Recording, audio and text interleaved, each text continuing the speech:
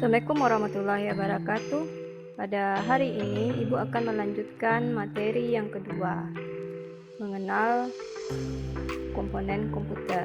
Mengenal komponen komputer, KD-nya berada pada KD kedua, yaitu merakit komputer. Sebelum kita mulai merakit komputer, kita harus tahu itu apa saja komponen-komponen komputer. Oke, pertanyaan yang pertama. Persepsi, apa saja komponen komputer? Bagaimana cara baik untuk merakit komputer? Jadi sebelum kita menjawab yang dua ini, Ananda semua harus menonton dan pahami materi ini dulu. Oke, kita lanjut selanjutnya.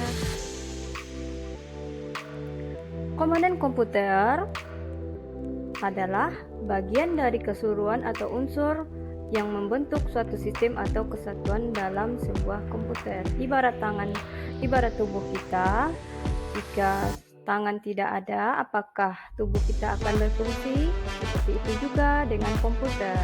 Makanya komponen-komponen komputer harus lengkap sehingga komputer akan berjalan atau bekerja sesuai yang diharapkan.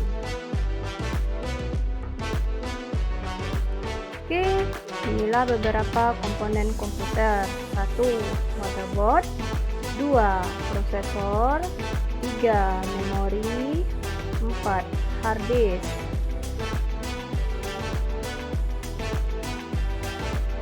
Yang pertama, mari kita bahas fungsi motherboard, yaitu papan rangkaian elektronik sebagai pusat pengendali aliran data serta listrik proses utama.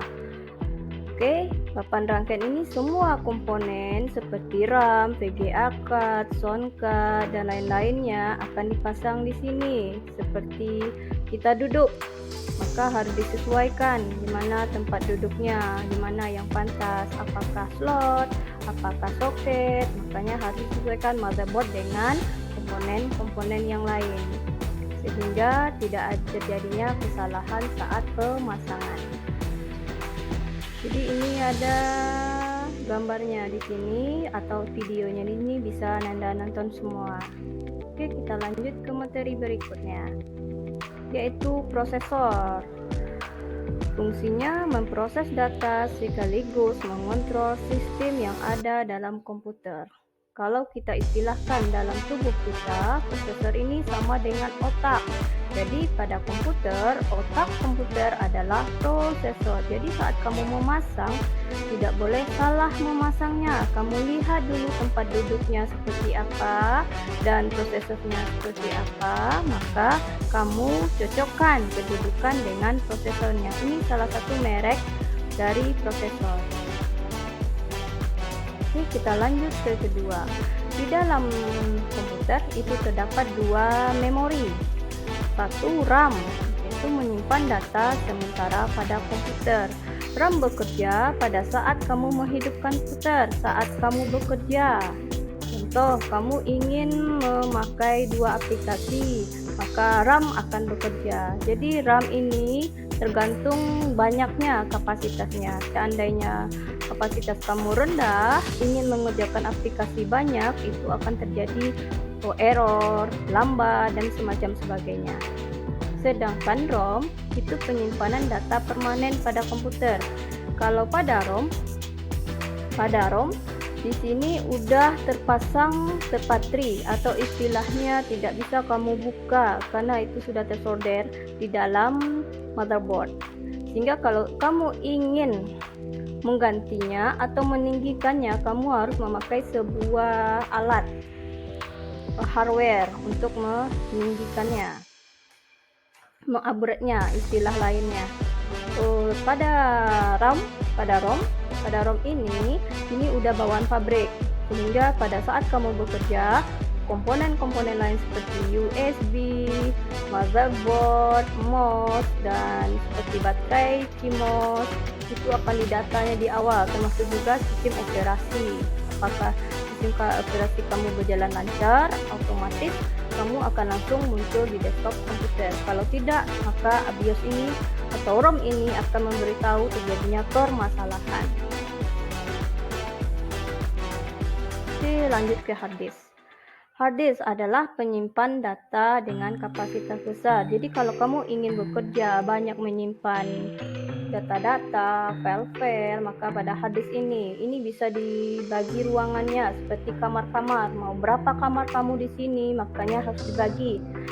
Jadi, kalau diistilahkan partisi namanya. Jadi kamu mau menjadi 4 kamar, bisa dibagi menjadi 4 partisi. Mau 10 kamar, bisa dibagi 10 partisi. Tapi ruangannya akan menjadi kecil.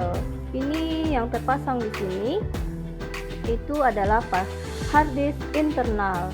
Kalau sekarang udah kemajuan teknologi, ada hard disk yang nama eksternal yang bisa kamu bawa kemana-mana. Jadi kalau kamu butuh file-file penyimpanan besar yang bisa bawa kemana-mana, itu harus kamu pakai adalah hard disk eksternal. Lanjut kita. Oke, di sini karena udah masuk 4 materi, Ibu akan memberikan kuis. Oke, lanjut. Inilah untuk memahami 4 materi tersebut, Ananda semua silakan cari komponen-komponen komputer serta fungsinya selain yang ada pada materi ini. Sehingga saat kita merakit komputer, kita udah tahu mana yang namanya komponennya satu-satu. Oke, dari penjelasan Ibu ini, silakan Ananda jawab soal dari kuis ini. Sebelum kita masuk ke materi berikutnya, merakit komputer. Oke, terima kasih. Salam vokasi. SMK bisa, SMK hebat. Vokasi kuat menguatkan Indonesia. Assalamualaikum warahmatullahi wabarakatuh.